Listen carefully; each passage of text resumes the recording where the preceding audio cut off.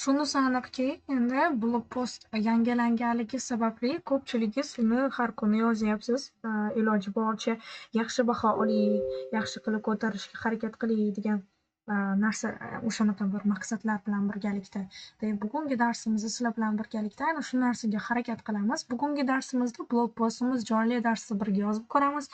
O'tgan safar ya'ni kechagi darsimizda birgalikda introduction'ning kirish qismini yozib ko'rgandik.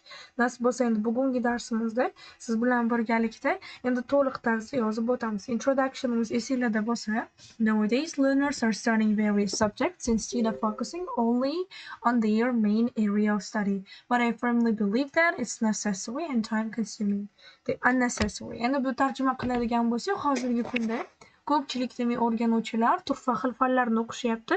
O'zini asosiy yo'nalishini o'qishni o'rniga deyapman. Endi dalshi qarang. Demak, lekin qattiq ishonamanki, bu keraksiz narsa va bekordan bekorga vaqt oladi deb o'zimni aynan pozitsiyam bilan birgalikda qismimni ifodalab beryapman. Endi biz buni ifodalab yoritib berishimiz uchun diqqatli bo'lib, demak, qayerda qaysi qismiga e'tiborli bo'lishimiz kerak, tahlil qilinadigan qismlar aynan qaysilar, bularni to'g'ri qarab chiqadigan bo'lsangiz, aynan yetishingiz ancha osonroq bo'ladi. Yozishingiz yanada osonroq bo'ladi. Shuning uchun yozayotgan vaqtimizda bu narsalarni ham hisobga olishimiz lozim. Va pozitsiyamiz bizda ikkita narsadan iborat bo'ldi. Birinchisida hozir bo'layotgan holatni, ya'ni umumiy olganda writingimizni, mavzusini biz kiritib oldik. Ikkinchi qiladigan ishimizda esa dalshi qolgan qismlarida nima boshlanadi?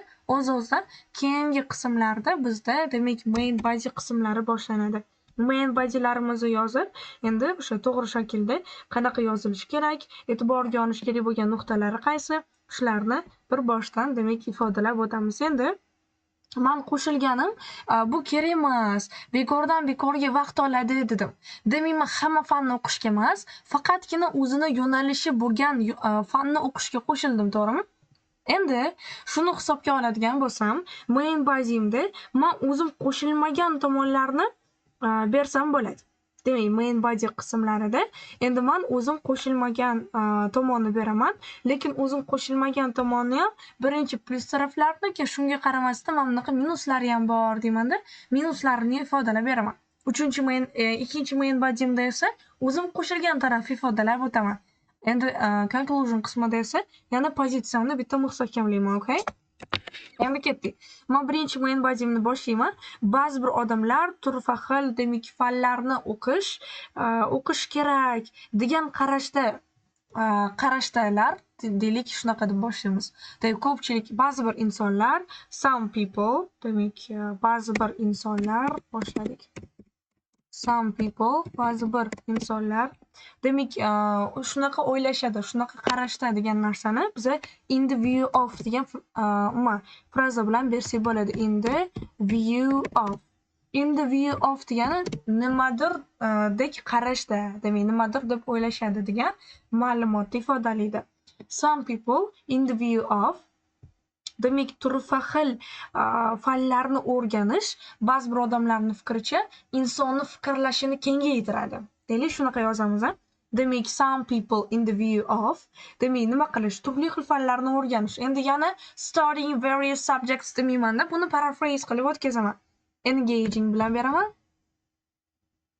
Xo'p. Engaging with engaging different and various o'rniga different bilan beraman. Different yo'nalishni subject o'rniga field deb beraman. Field. Yes, fields.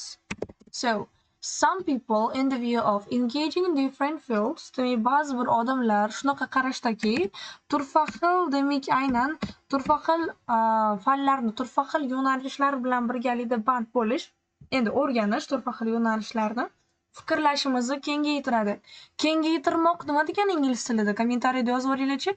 Kengaytirmoq. What does it mean, guys?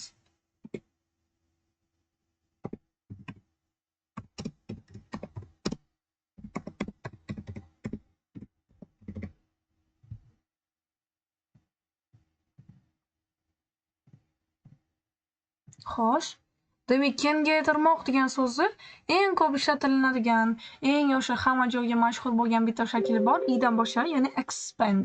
Balki ko'rgandirsiz expand, yes? Endi men mana shu yerda ifodalashimda, demak, aynan bizani fikrlashimizni kengaytiradi degan ma'lumot bilan birgalikda, demak, some people in the view of, demak, in the view of engaging different fields expand fields. So expand, wait, kichraytiramiz buni. Expand.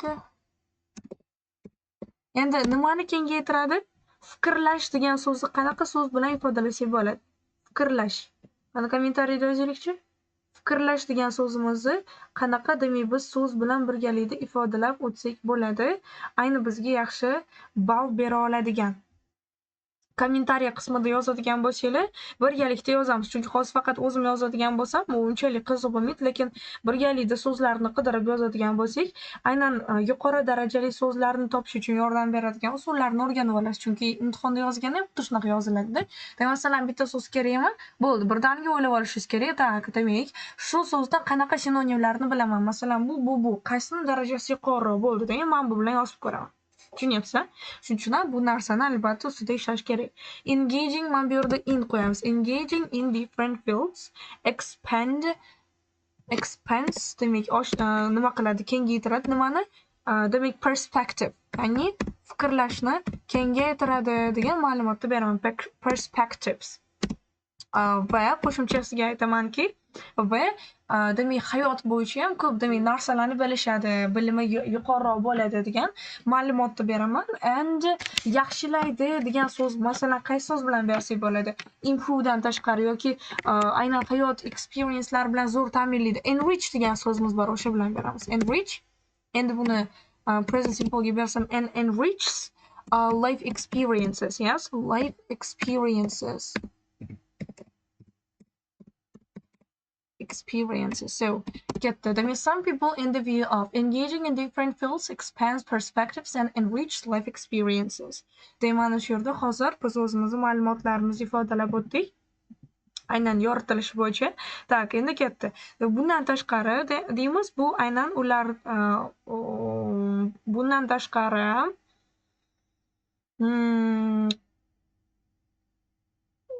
masalan, tarix va deylik literature deymizmi, adabiyot kabi fanlarni o'rganish yaxshigina misol bo'la oladi.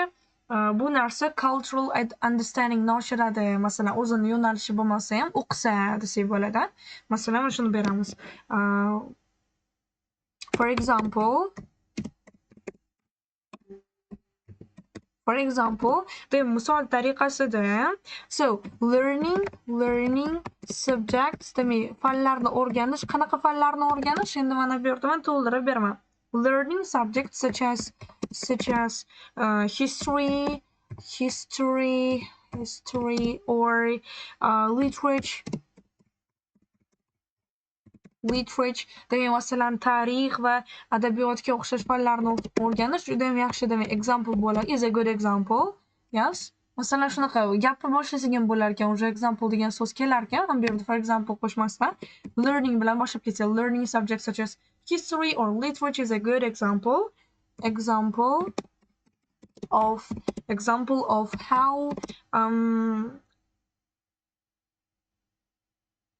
how taking extra courses can foster cultural understanding. Okay, cultural, yeah, shunaqa bersak ham can foster cultural understanding. Ketdi. Demak, ba'zi bir odamlar shunaqa fikrdalarki, deyapmiz biz, demak, buni o'rganish ularni hayot experience'lari, demak, fikrlashini kengaytiradi. Qo'shimchasiga aytadigan bo'lsak, aynan ularda, demak, juda ham yaxshi imkoniyatlar bo'ladi. Aynan tarix bilan birgalikda literaturani o'rganish ham buni asosiy bir misoli sifatida qaralishi mumkin. Yes, is a good example. Good example. Yoki men bu yerda extra courses demasdan, good example, because bilan bersam bo'ladi. Because they can they can foster cultural understanding. Chunki ular demak masalan deylik cultural understandingimizni yaxshilaydi. Bu narsa o'quvchilarga faqatgina demak masalan job opportunity berishdan tashqari, karyerasiga degan fokus qaratishdan tashqari personal development uchun ham juda yaxshi imkoniyatlarni ochib bera oladi desak ham bo'ladi. Lekin shular bu endi foydalarga qaramasdan endi biz yaxshilayapmiz-ku. Endi mana shu yerda minus tarafini ham berishimiz kerak. Nimaga bunga qo'shilmaganligimizni yoritish uchun. So endi beraman. Despite these benefits, so despite these benefits, bu foydalarga qaramasdan, bu aynan foydali jihatlarga qaramasdan drawbacklar ham bor. Masalan, studentlarda yetarlicha o'zini yo'nalishini o'qish uchun kam vaqti bo'lishi mumkin va agar ular hamma fanni o'zlashtirishga harakat qilsa, ular qiynalib qolishi mumkin desa bo'ladi. Shunaqa bersak bo'ladi. Yes, despite these benefits, there are some drawbacks. Shunga qaramasdan bu yerda bir qancha drawbacklar ham bor. Masalan, deylik students, masalan, for example,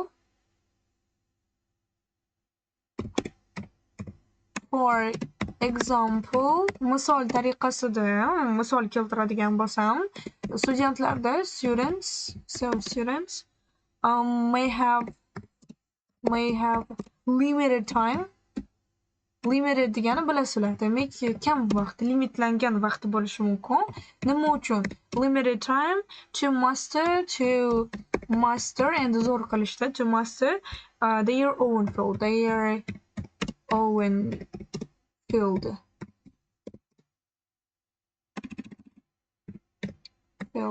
Okay.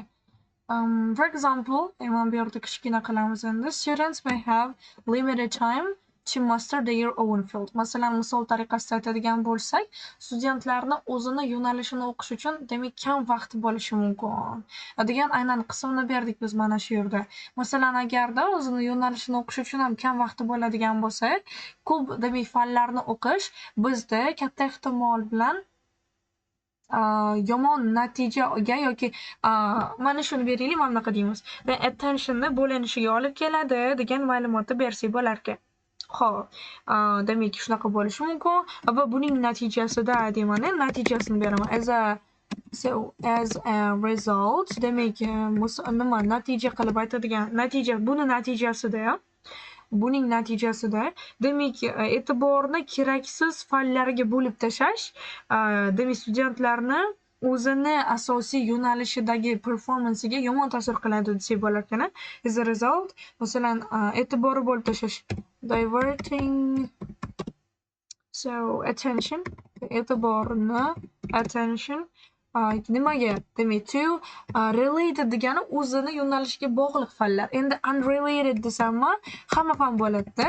Demak, unga bog'liq bo'lmagan fanlarga e'tiborni bo'lib tashlash. Unrelated nimalarga? Demak, subjectlarga. Unrelated subjectlarga demak e'tibor qaratish can negatively affect, demak negativ ta'sir ko'rsatishi mumkin. Endi kimga negativ ta'sir ko'rsatadi? Can negatively affect ta'sir ko'rsatadi. Xo'p, endi aytamiz studentlarning performansiga. Students. Endi men ko'plikda berganim uchun apostроf oxiridan o'qiyman. Students performance. Studentlarning performansiga yomon ta'sir qiladi. Qanaqa performansiga? O'zini asosiy yo'nalishidagi performansiga desa bo'ladi. In their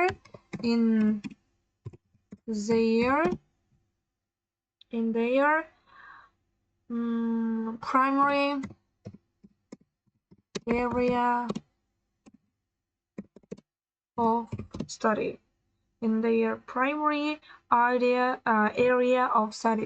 O'zlari o'qishi kerak bo'lgan asosiy areada performanslari pasayib ketishiga, ya'ni o'zi o'qiyotgan yo'nalishi zo'r qilib o'qa olmasligiga sabab bo'lib qolishi mumkin degan ma'lumotni biz beryapmiz.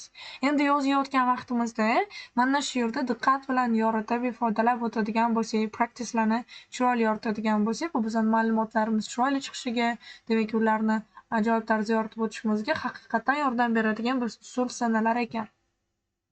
Xo'p, demak ekran ovozi hammada yaxshimi? Bitta kommentariy qismida yozib olinglar-chi. Ekran bilan ovoz joyidami? Bitta kommentariy qismida yozib olaylikchi.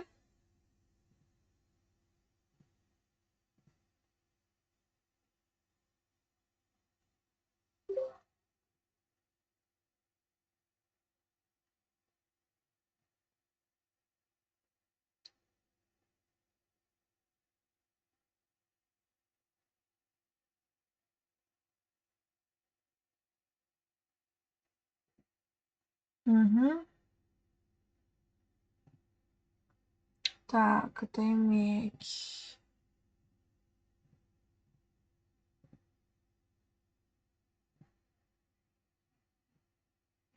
Zo'r, yaxshi. Bo'ldi, demak. Davom etaversak bo'ladi. Okay, ketdik. Так, demak o'zini yo'nalishiga, demak yaxshi o'qolmasligi mumkin degan o'zimiz asosiy sababimizni berib qo'ydik. Demak, bu bilan birgalikda bizani уже tomonimiz mustahkamlanadi. So, demak ba'zi bir learnerlar yaxshi o'rgana olmaydi, qiynaladi desak ham bo'ladi, уже ko'payib ketarkan. Mana shuni qo'shsak, shuning uchun tak ketdi endi. O'zimiz qo'shiladigan tarafni beramiz. Personally, shaxsiy jihatdan aytadigan bo'lsam, I fully support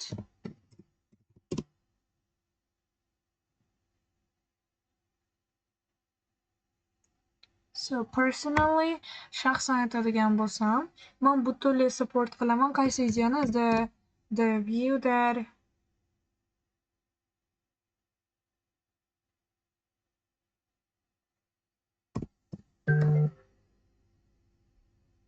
view that shu aynan fikrni men afzal ko'raman that ikkita zak bo'lib ketdi.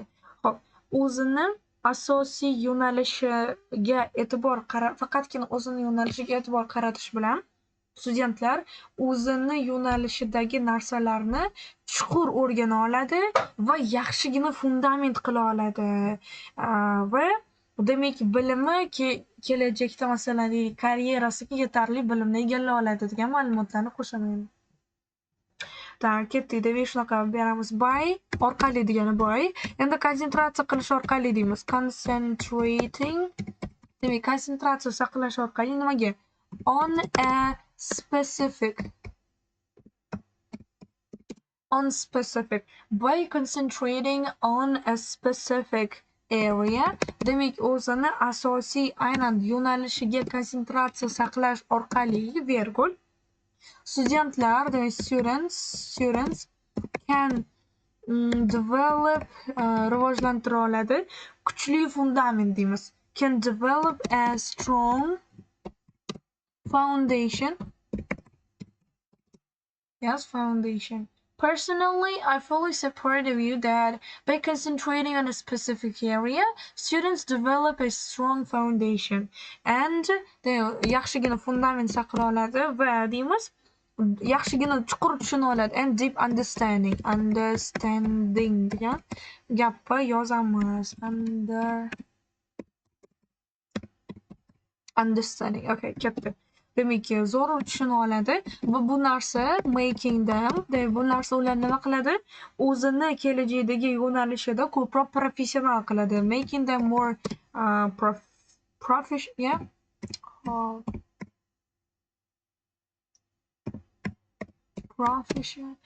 So, and okay, knowledgeable desak ham bo'ladi.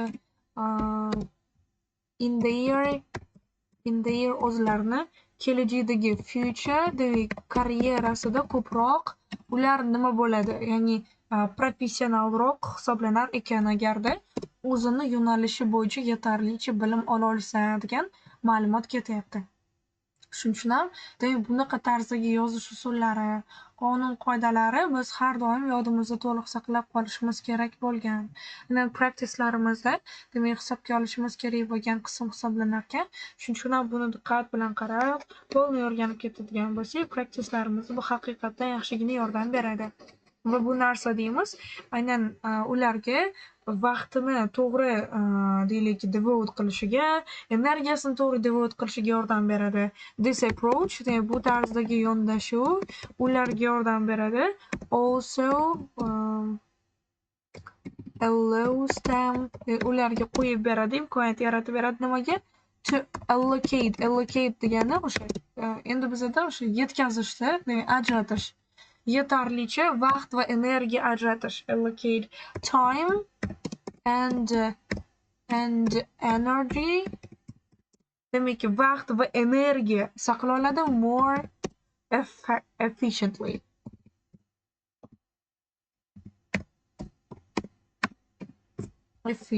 Okay, katta. Voyman bu yerda allow bo'lib qolibdi. This approach also allows them to allocate time and energy more efficiently. Bu aynan approach ularga deyapmiz vaqtini va energiyasini to'g'ri sarflashga ham yana bir bora yordam beradigan narsa hisoblanar ekan. Shuning uchun ham buni ham biz hisobga olishimiz kerak degan ma'lumotni bizda ifodalab o'tmoqda.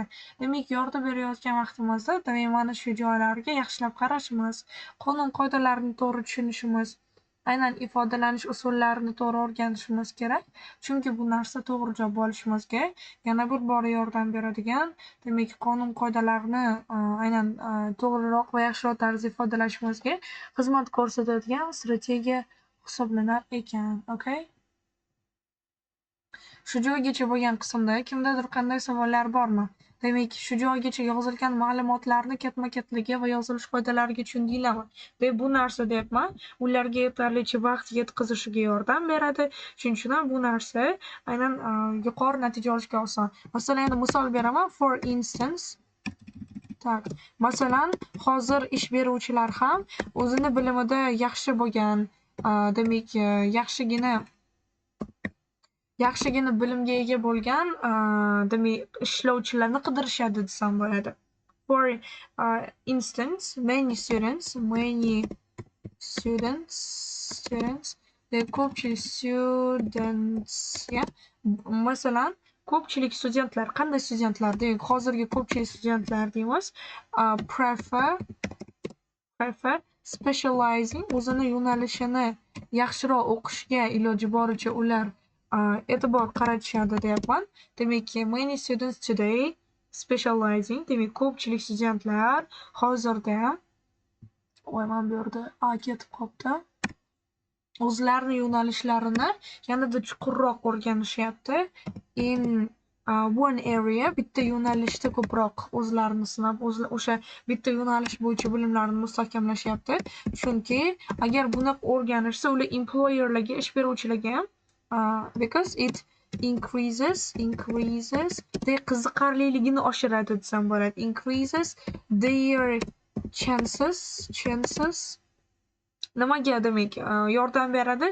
Their chances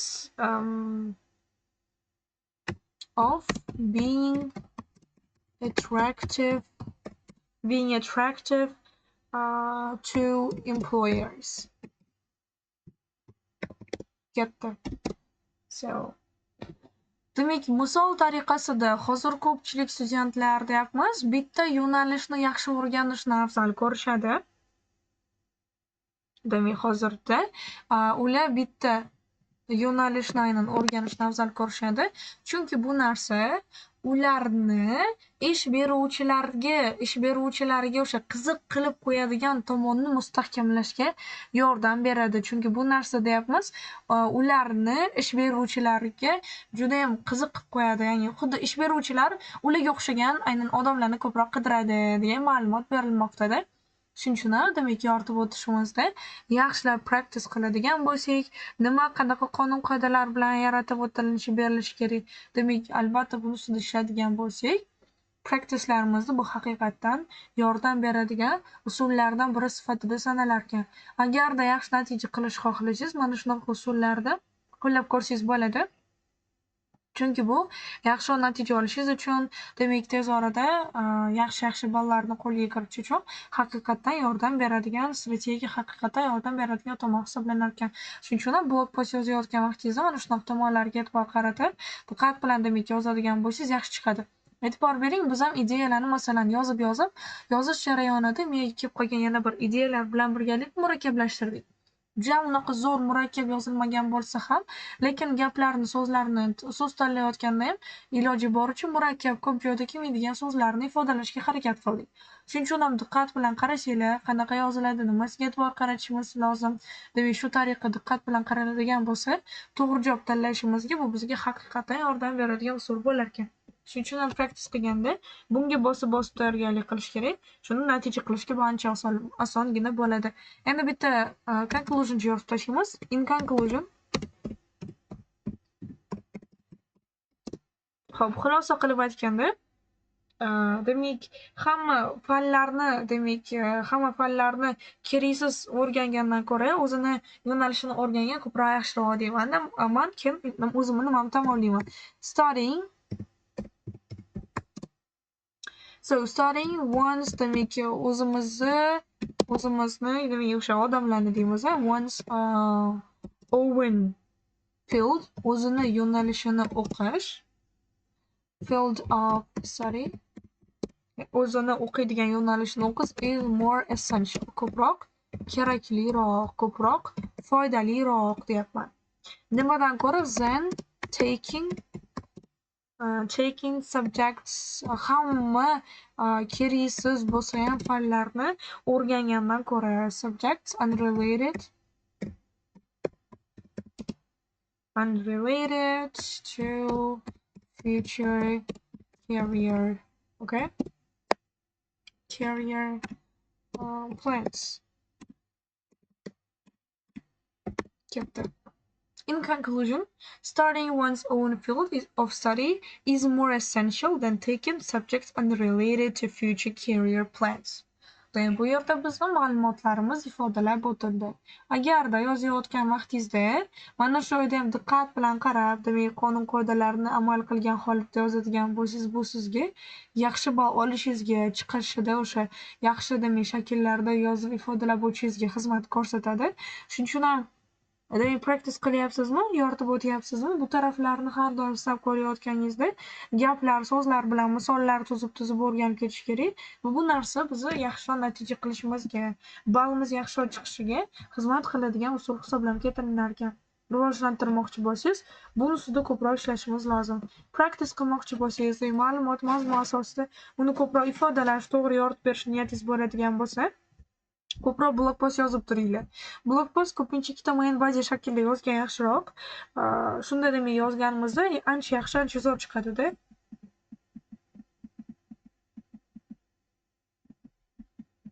Endi practice qilganingizda uni tekshirtirasiz ustozingizga, qayerda nima xatoyingiz borligini bilasiz va o'zingiz practice qilib yozaverishingiz yana bir zo'r tarafi bu, sekin-sekin o'zingizga zo'r ideyalar kela boshlaydi.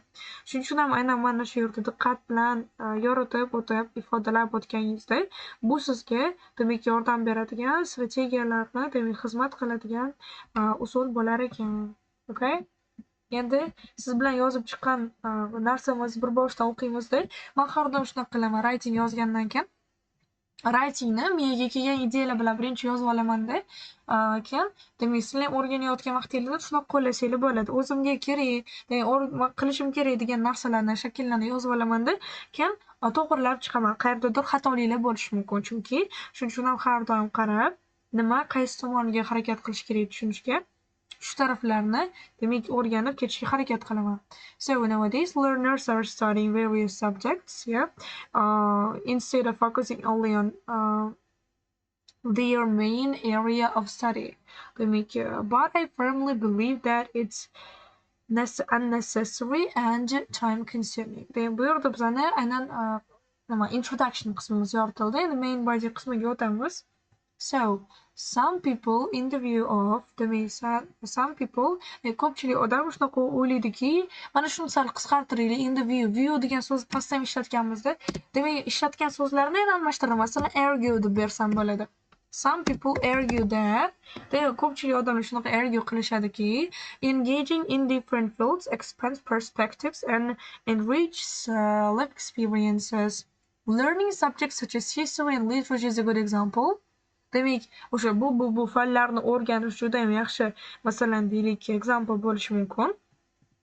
Sababini beraman. Chunki demak bu aynan Z desam sal tushunarsiz bo'lib qoldi. Keling, because these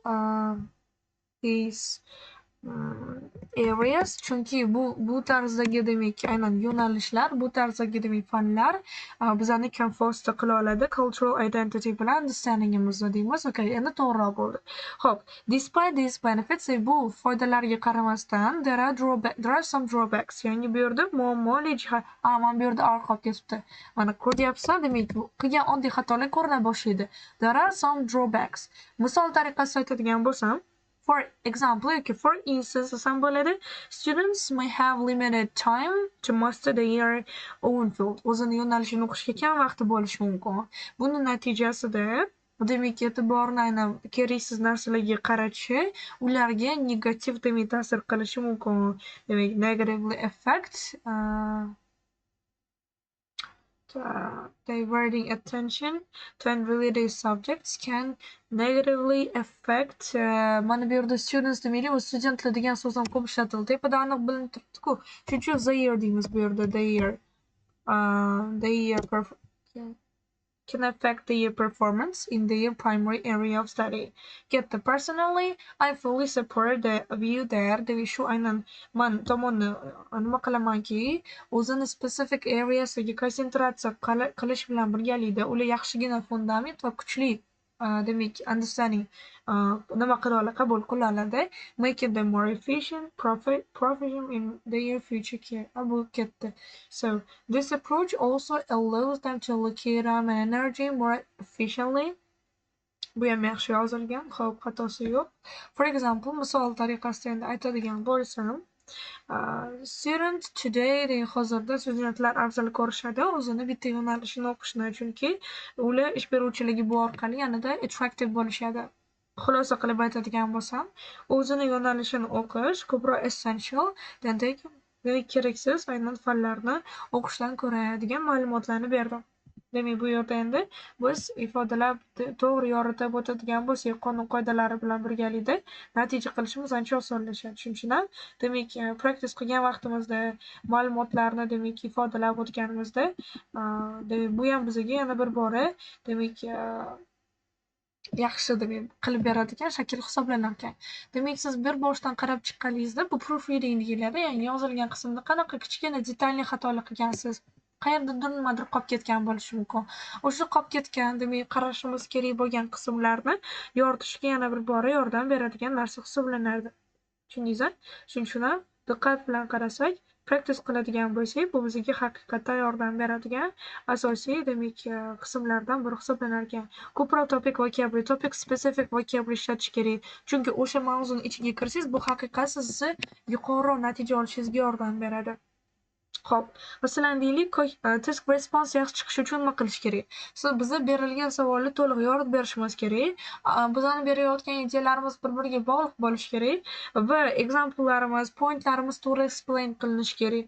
Conclusion ham o'zimizni pozitsiyamizni clearly summarize qilish kerak-da. Demak, bu albatta juda kerakli narsa.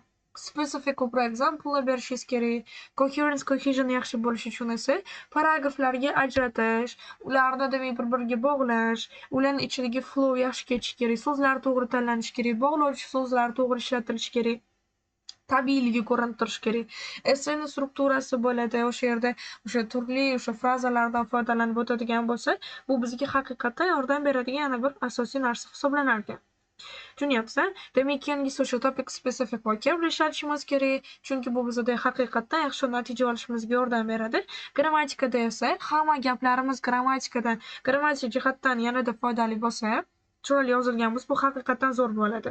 Kompleks sanatslarni, kompleks gaplarni ham biz agarda o'sha chiroyli qilib, tabiiy holatda yoritib beradigan bo'lsak, bu bizning yaxshi natija olishimizga xizmat qiladigan usullar hisoblanar ekan, tushundingizmi? Demak, turfa xil strukturalardan foydalanishga harakat qiling faqat. Hammasi ham murakkab bo'lishi emas, demak, ular to'liqroq, yanada yaxshiroq bo'lishi kerak. Shunda natija qilishingizga bu haqiqatdan yordam beradigan usul bo'lar ekan. Men hozir yozganimni ham juda zo'r demayman, chunki ko'pincha essay yozganimda salgina nima blog post yozganimda o'zim ko'pincha yozib o'quvchilarga yozib ham beramiz, lekin endi o'zimizni qilgan narsamiz zo'r, aynan shu darajada deb aytmayman, endi qo'ldan kelgancha iloji boricha yozdik. Baribir hamma ustoz xuddi shunaqa aytishadi. Qo'ldan kelgancha yozdik. Endi xudo biladi bu qanaqa yaxshi yozildi degan umiddamiz. Practice qilgan holatimizda nima, qaysi qismiga nima yozishimiz kerak, qay tarzda yozishimiz kerak, shu narsalarni to'liq yoritib berishga harakat qildim. Manimcha so'zlarimiz soni уже yetdi. So'zlar soni kam bo'lib qolmadi. Demak, essayni to'liq yozilgan qismini sizlarga guruhga tashlab qo'ydim. Demak, cultural identity degan so'zlari, faqatgina bitta yo'nalishni o'qish yoki turfa xil fanlarni o'qish degan joylari bizani ishlatgan topic vocabulary'miz, ya'ni mavzuning ichiga chuqurroq kirgan qismlarimiz bo'ldi. Ba'zi bir joylarda biz vergul qo'yib ingli clause'lar ishlatdik. Bu ham bizani yaxshi natija olishimizga yana bir bora xizmat qilgan usul bo'lib ketdi. Ya'ni umumiy olib qaraydigan bo'lsak, yaxshi natija olishimiz uchun yetarli darajada yozdik degan umiddaman. Shunchaki siz e'tiborli bo'ladigan bo'lsangiz, practice qilganingizda, demak, to'liq o'rganadigan bo'lsangiz, albatta buni ustida ishlash, demak, rivojlantirib o'tish yanada osonroq bo'lishligi mumkin.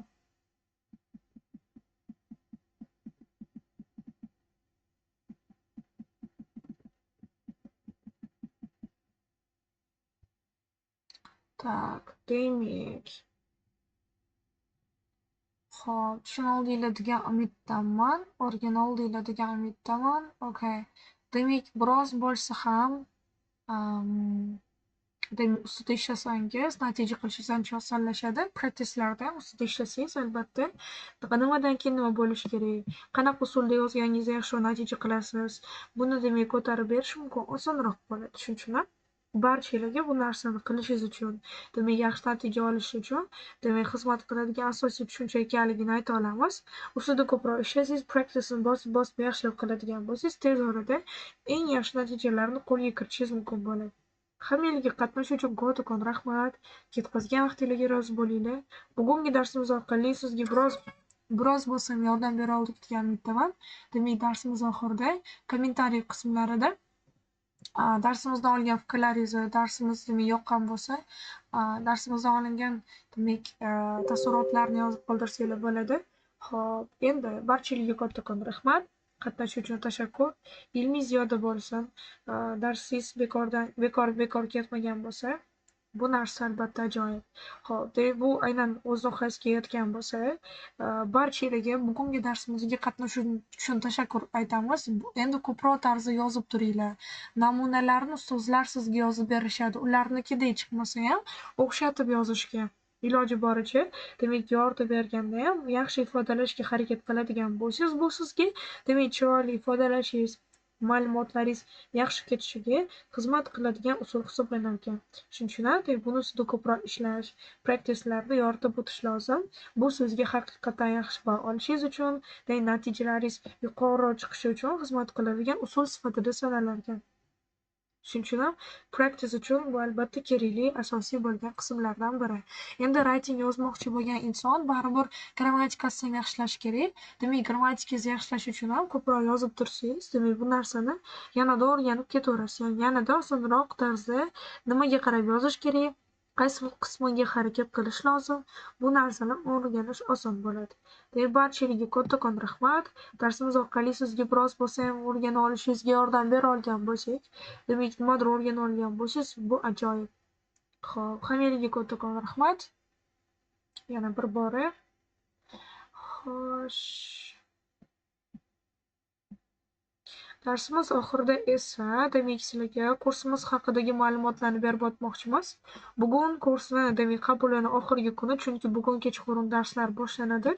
Shuning uchun ham, demak, kanalga o'sha kursga qo'shilib olishga maslahat beramiz. Kursimizga qo'shilish orqali siz o'zingizni bilimingizni mustahkamlashingiz, practice'lar orqali imkoniyatlaringizni kengaytirishingiz mumkin. Inshaalloh yangi yilga полный sertifikat bilan kirasiz. Chunki bu albatta sizga haqiqatan yordam beradigan narsa. Chunki sertifikat bilan nasib bo'lsa og'zingizga sertifikatchani, keyin yangi yilda ko'nglingiz to'q bo'ladi. Kimnidir blok yopiladi, kimnidir magistraturasi naqd bo'lib turadi. Shuning uchun ham sizni kursimizga qo'shilishingizni maslahat beramiz. Kursimizni o'qish orqali siz nasib bo'lsa tez orada B1dan B2ga, B2dan C1ga o'tishingiz mumkin bo'ladi. Kursimizda C1 darajali ustozlar sizga dars berishadi. Demak, asosiy ustozlardan tashqari support teacherlar vazifalaringizni tekshirib, har kun qiladigan vazifalaringizga to'liq tarzda ma'lumotlar berib, tushuntirib o'tishadi. Shuning uchun ham kursimiz barchangizga kerakli va ahamiyatga ega bo'lgan qism sifatida sanalishi ta'kidlanib o'tilinadi. Barchalarga kattakon rahmat.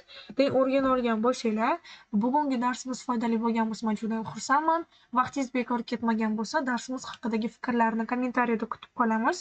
Demak, kursga qo'shilmoqchi bo'lsangiz, mana shu ko'k yozuv ustiga bosib bog'lanasiz. Kursda o'qiydigan har bir o'quvchimizga shu paytgacha tushgan savollarga imtihon bazasi tekinga beriladi. Qo'shimchasiga imtihon bazasidan tashqari har bitta demak o'sha kursga qo'shilgan o'quvchilarimizga qiynaladigan skillari bo'yicha yopiq kanallarga link beriladi. Ustozlarning o'zlari bir necha shablonlar, kerakli zo'r narsalarni tayyorlab qo'yishgan. Bu ham sizlarga yaxshiroq natija olishingizga yana bir bora yordam hisoblanar ekan. Kursning eng zo'r kafolatli joyi esa siz bizni kursimizni o'qish orqali demak mana shu yerda natija qilishingizni kafolatlab olsangiz bo'ladi. Bu nima degani? Kafolatlab olish degani, demak siz kursimizni bir marta o'qiysiz va toki natija qilguningizga qadar biz sizni tayyorlab beramiz. Bu sizga yana bir bora foydali jihati hisoblanar ekan. Ya'ni bu degani, agar kursdan natija ola olmasangiz, bundan keyingi kurslarimizni mutlaqo tekinga o'qiysiz degani. Barchalarga kattakon rahmat, qatnashuv uchun tashakkur. Yana bir bora harakat qilib, praktis qilib boringlar va sekin-sekin demak rivojlantirib o'tishda yaxshi natijalarni ko'ra boshlaysiz. Asosiysi tayyorgarlikni yaxshi ko'rish lozim. Shuni natija qilish ham ancha osonlashadi. Hammalarga kattakon rahmat. Ketkazgan vaqtingizga rozi bo'ling. Ko'proq demak ustida ishlab yozib turing. Bu sizga albatta yordam beradigan narsalardan biri hisoblanadi. Goodbye.